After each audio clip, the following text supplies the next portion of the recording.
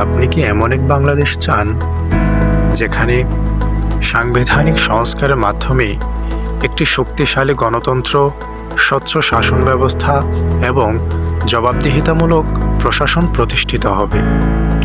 আপনার ভোটই নির্ধারণ করবে বাংলাদেশের ভবিষ্যৎ।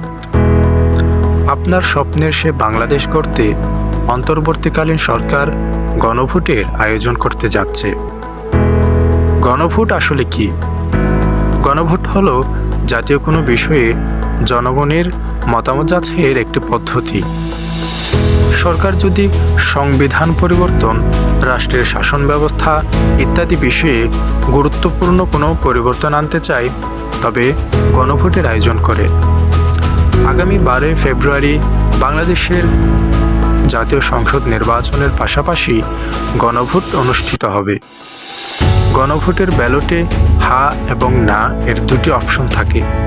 হা মানে পরিবর্তনের পক্ষে সমর্থন, আর না মানে বর্তমান ব্যবস্থাকে ধরে রাখা এবং প্রস্তাবিত বিষয়সমূহ নাকচ করে দেয়া।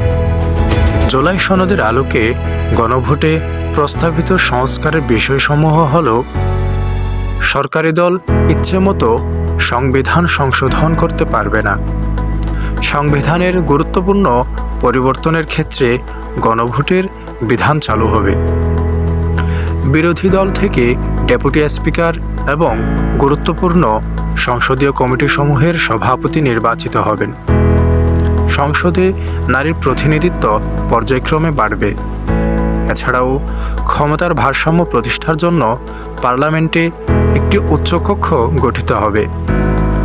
জাতীয় সংসদ নির্বাচনের দলগুলোর প্রাপ্ত ভোটের অনুপাতে 100 সদস্য বিশিষ্ট একটি উচ্চকক্ষ গঠিত হবে এবং সংবিধান সংশোধন করতে হলে উচ্চকক্ষের সংখ্যাগরিষ্ঠ সদস্যদের অনুমোদনের দরকার হবে। প্রস্তাবিত বিষয়সমূহের মধ্যে উল্লেখযোগ্য একটি হল, যত মেয়াদী হোক, কোনো দলের কোনো ব্যক্তি সর্বোচ্চ 10 বছরের বেশি প্রধানমন্ত্রী হতে পারবেন না। এছাড়াও সমাজের সকল শ্রেণীর মানুষের অধিকার প্রতিষ্ঠার জন্য দেশের বিচার ব্যবস্থা স্বাধীনভাবে কাজ করবে। সরকারি দল কিংবা ক্ষমতাসীন ব্যক্তি চাইলেও এখানে হস্তক্ষেপ করতে পারবেন না। পাশাপাশি জনগণের মৌলিক অধিকারের সংখ্যা বাড়বে, যেমন ইন্টারনেটকে একটি মৌলিক অধিকার হিসেবে স্বীকৃতি এবং দেশের জরুরি পরিস্থিতিতে ইন্টারনেট সেবা কখনো বন্ধ হবে না। এছাড়াও ভুক্তভোগী পরিবারের অনুমতি ছাড়া রাষ্ট্রপতি ইচ্ছেমতো দণ্ডপ্রাপ্ত আসামিকে ক্ষমা করতে পারবেন না। সর্বশেষ প্রস্তাবিত বিষয়টি হল, রাষ্ট্রভাষা বাংলার মর্যাদার পাশাপাশি অন্যান্য জাতিগোষ্ঠীর ভাষাও সাংবিধানিক স্বীকৃতি হবে। অন্তর্বর্তীকালীন সরকার ও বিভিন্ন রাজনৈতিক দল গণভোটের পক্ষে ব্যাপক প্রচারণা চালাচ্ছে। তাদের মতে ভোটারের কাছে গণভোট মানে শুধুই পরিবর্তন নয়, বরং এটি একটি দীর্ঘমেয়াদী গণতান্ত্রিক প্রতিশ্রুতি। গণভোট হা জয়ী হলে নির্বাচিত সরকার প্রস্তাবিত সংস্কার নিয়ে কাজ করবে, আর যদি না জয়ী হয় তবে জুলাই সনদ বাস্তবায়ন হবে না এবং চলমান পদ্ধতিতেই দেশের শাসন ব্যবস্থা চলতে থাকবে।